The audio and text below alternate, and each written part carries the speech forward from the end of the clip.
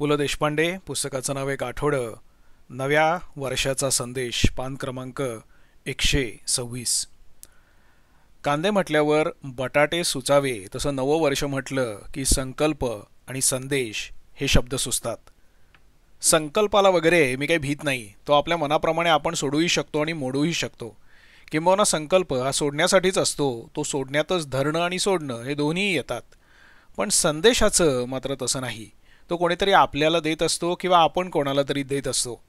ख्यातनाम वगैरे होण्याचे जे काही फायदे असतील ते असोत, पण त्या अवस्थेला माणूस नव्हे हा नरदेह पोचला की स्वाक्षरी देण्याचं एक लचांड मागे लागतं.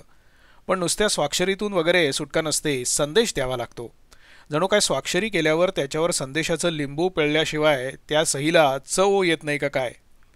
सहीला बसचं पाठकोरं तिकीट पुढे करण्यापासून ते हँडबिलाची पाठकोरी बाजू पुढे करणाऱ्यांपर्यंत विविधता असते. एकाने एकदा 10 रुपयाची नोट पुढे केली. मी जरासा दचकलोच.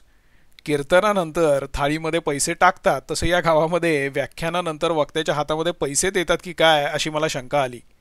पण तेवढ्यातच याच्यावर स्वाक्षरी करून परत द्या हे वाक्य कानावर आलं. माझ्या आणि सी.डी. देशमुखांच्या सहीची ती नोट पुढे काय विकत घ्यायला मोडली गेली असेल ती देव जाणे. ही स्वाक्षरी शिकाऱ्यांची गर्दी एकूण वैतागच आणते.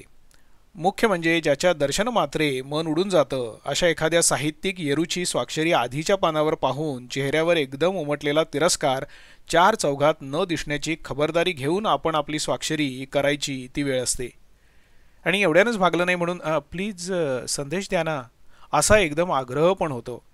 यापूर्वीच्या बऱ्याचशा स्वाक्षरता प्रसार करणाऱ्या मंडळींनी अत्यंत गंभीरपणानं संदेश दिलेले असतात. त्यात प्रभाते मनी रामचिंतित जावा पासून काहीतरी कशाची तरी गुरुखिल्ली आहे इथपर्यंतचे नाना प्रकारचे संदेश असतात. ख्यातनामीच्या आरंभीच्या काळात मी देखील शेकडो संदेश दिले आहेत. पण पुढे पुढे दरवेळी नवा संदेश काही सुचेना आणि म्हणून मग सार्वजनिक संस्थांच्या बोधवाक्यासारखा सगळ्या स्वाक्षरीवाल्यांना एकच संदेश द्यायचं ठरवलं. आज किमान 500 तरी स्वाक्षरी वह्यात माझ्या हस्ताक्षरात शीलम परमभूषणम हे जोडाक्षर विरहित संस्कृत वचन माझ्या सहीच्या शिरोभागी सापडेल. माझी सही आणि हा संदेश याची मला इतकी सवय झाली होती की एकदा मी अखंड 15 रुपयांची मनी ऑर्डर स्वीकारताना पानेवाले का हस्ताक्षरच्या खाली शीलम परमभूषणम असं लिहून सही ठोकली होती.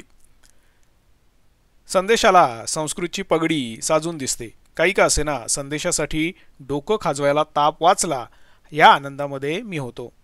तेवढ्यात एका स्वाक्षरी मागणाऱ्या मुलीनं मी दिलेला संदेश वाचल्याबरोबर अय्या दुसरा काहीतरी द्या ना असं म्हटलं. का? मी जरा असं विचारलं. तुमच्या आधीच्या पानावर आमच्या द मू सरांनी हाच संदेश दिला आहे. ते सगळ्यांना हाच संदेश देतात. कुठल्या त्या द मू सरांनी माझी ती ट्रिक आधीच उचललेली होती. निरनिराळे स्टाम्प जमवल्यासारखे निरनिराळे संदेश जमवायचा छंद असणारी ही लोक एक नवी माहिती मला मिळाली.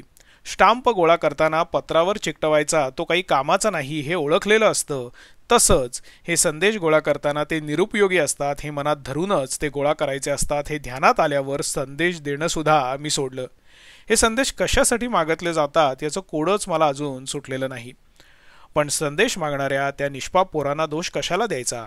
आम्ही लेखक काय करतो? ही संदेश देण्याघेण्याची व्याधी स्वाक्षरीच्या वहीपुरतीच मर्यादित नसते.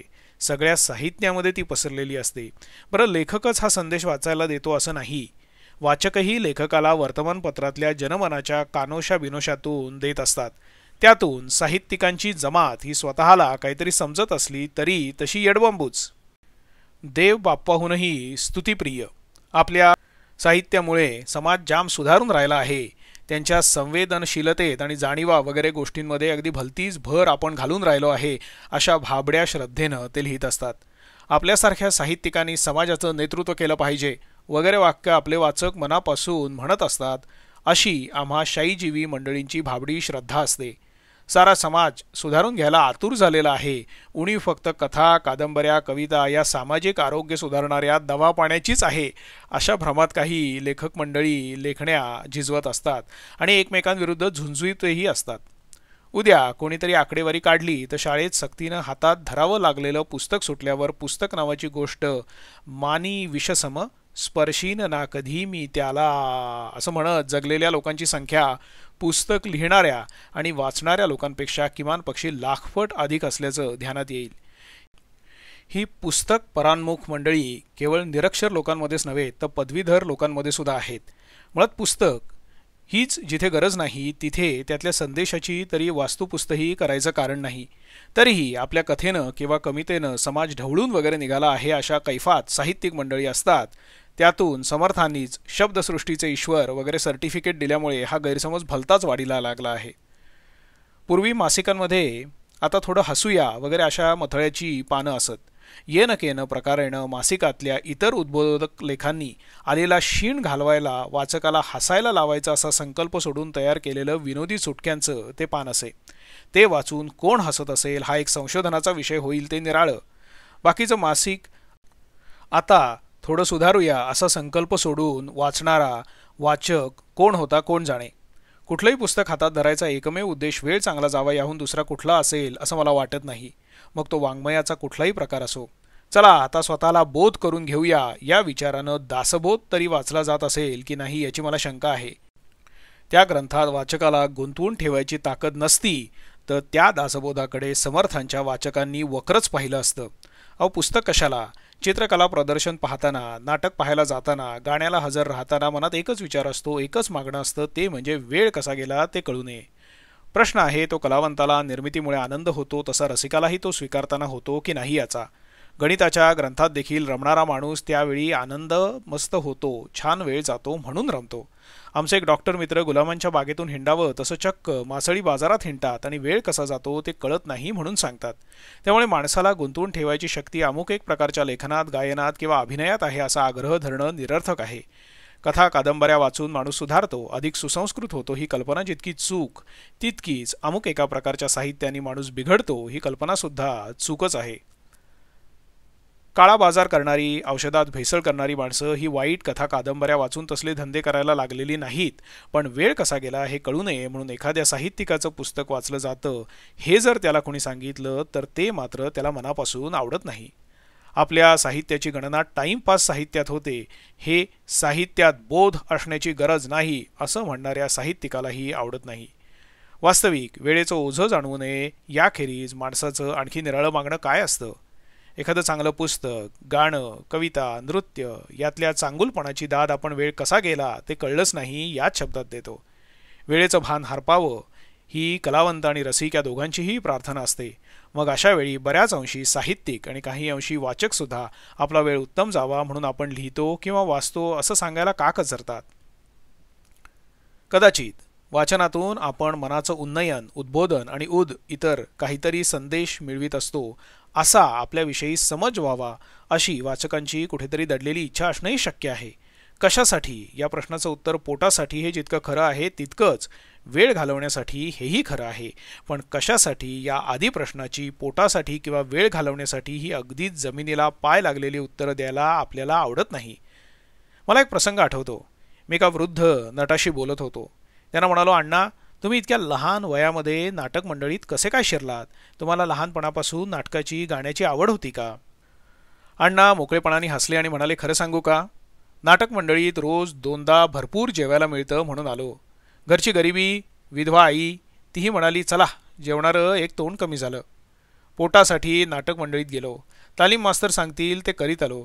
त्याकाळी शनिवार, रविवार, बुधवार हे नाटकांचे वार. त्यांचा पाठलाग करताना वर्ष कशी गेली ते कळलंच नाही. अण्णाच काय, पण वेळ कसा गेला ते कळलंच नाही. अशा वृत्तीनं कुठल्याही क्षेत्रात रमलेल्या माणसाला दुसऱ्या कोणाच्या संदेशाबिंदेशाची गरज नसते. किंबहुना त्याचं ते भान हरपून जगणं हाच एक चालता बोलता संदेश असतो.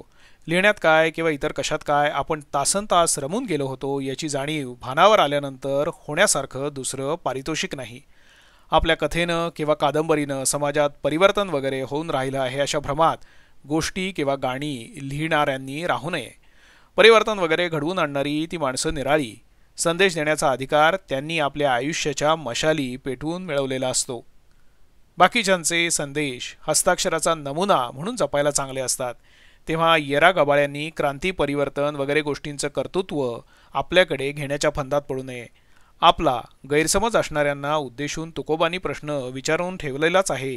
ते म्हणतात, काय दिनकरा केला कोंबड्याने खरा. नवयुगाची पहाट आणणारे दिनकर कोण आणि ती येत असल्याची स्तोत्र आणि भोपाळ्या गाणारे कोंबडे कोण हे विवेकांनी जाणलंच आहे.